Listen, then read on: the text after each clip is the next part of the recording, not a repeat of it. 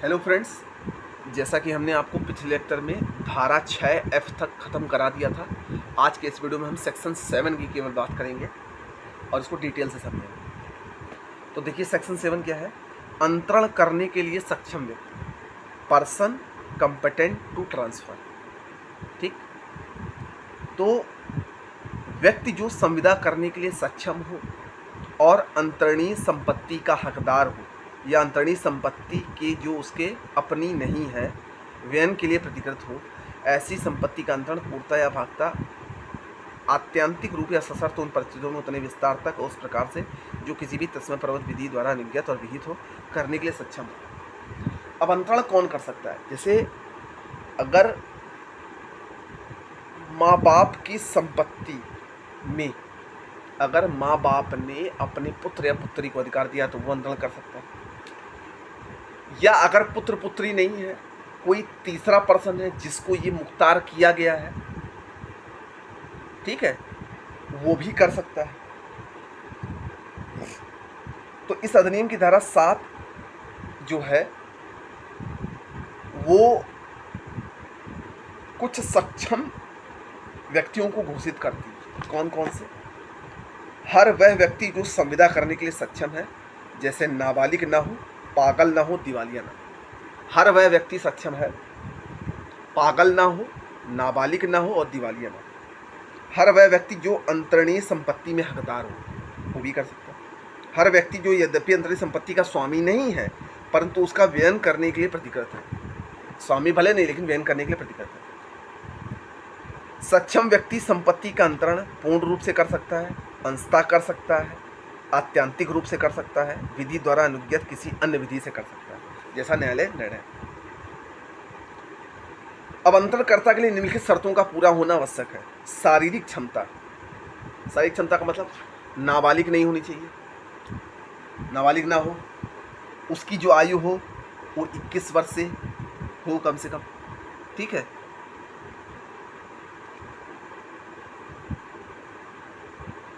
और क्योंकि नाबालिग की संपत्ति का अंतरण किया जा सकता है, नाबालिग द्वारा किया गया संपत्ति का अंतरण शून्यकरण नहीं होता बल्कि शून्य होगा। ऐसे अंतरणों में विबंधन, एस्टोपल या अनुमोदन के सिद्धांत नहीं लागू होते, ठीक है। इसलिए मानसिक क्षमता, मेंटल कैपेसिटी सही होनी चाहिए, चीज़ों को समझता हो, पगलेट ना हो। संविदा के लिए स्वस्थ मस्तिष्क स्थिति अत्यंत आवश्यक है, अतः विकृचित, उन्मत्त, पागल या मूर्ख व्यक्ति से संविदा नहीं की जा सकती। ऐसे व्यक्ति द्वारा किया गया अंतरण अमान्य और अवैध।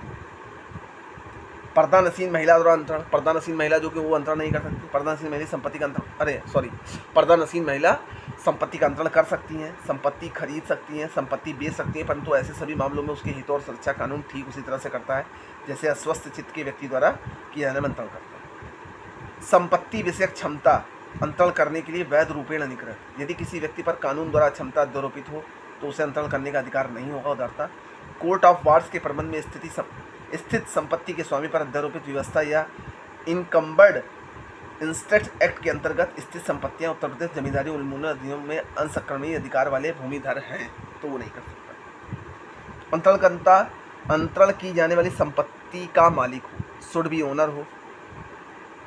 डेट कोड नॉन हैबिट, नेमो डेट कोड नॉन हैबिट के सिद्धांत के अनुसार जो वस्तु अपने पास न हो उसे दिया ही कैसे जा सकता है।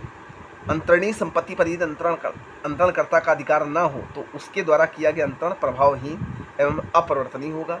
आ अपनी ही संपत्ति दे सकता है, बा या सा की संपत्ति नहीं, क्योंकि उनकी संपत्तियों का स्वामित्व आ को प्राप्त नहीं।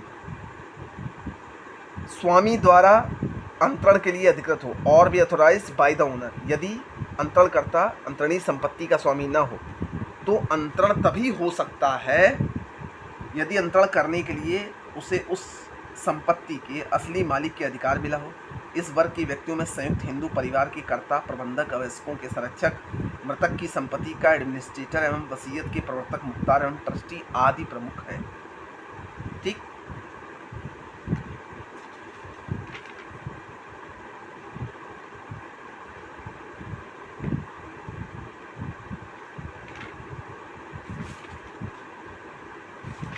अब धारा 9 है अंतरण का प्रभाव, इफेक्ट ऑफ ट्रांसफर।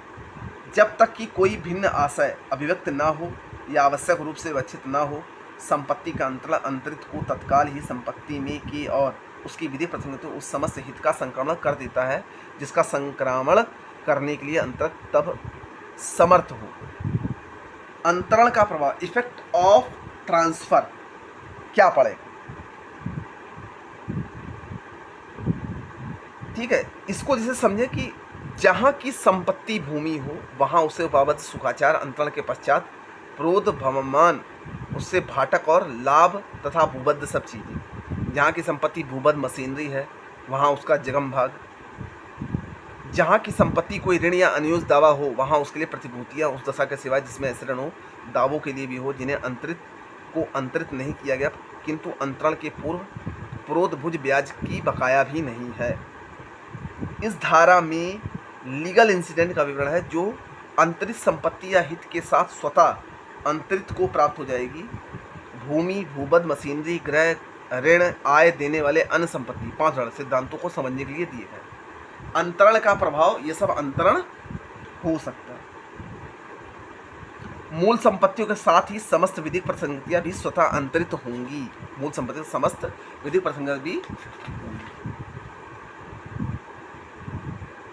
हिंदू द्वारा किसी स्त्री का अंतरण, हिंदू विधि में किसी स्त्री के जीवन हित ही मिला करता था। कानून बदल गया परंतु इस स्थल पर निर्णायक फैसले विधिक प्रसंगों तभी जीवन उदाहरण, जैसे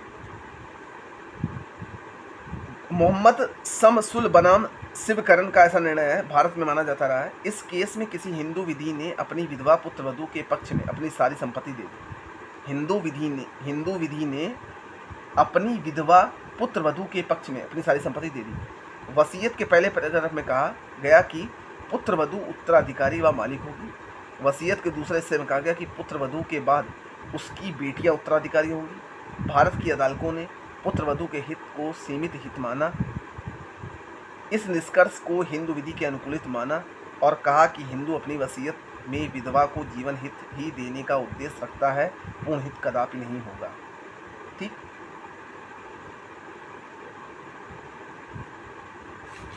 तो अंतरण का प्रभाव आप समझ गए कि अगर कोई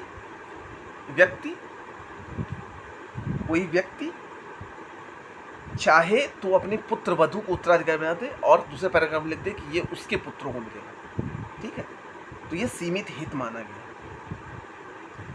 तो इस वीडियो में मैंने आपको धारा 7 और धारा 8 के बारे में विस्तार से बताया। उम्मीद करता हूँ कि आपको समझ में आया होगा। अगर तब भी समझ में नहीं आता तो कमेंट बॉक्स में कमेंट करिए। बाकी वीडियो अच्छे लगे तो शेयर करिए। इच्छा आपकी है, तब तक मिलते हैं नेक्स्ट वीडियो।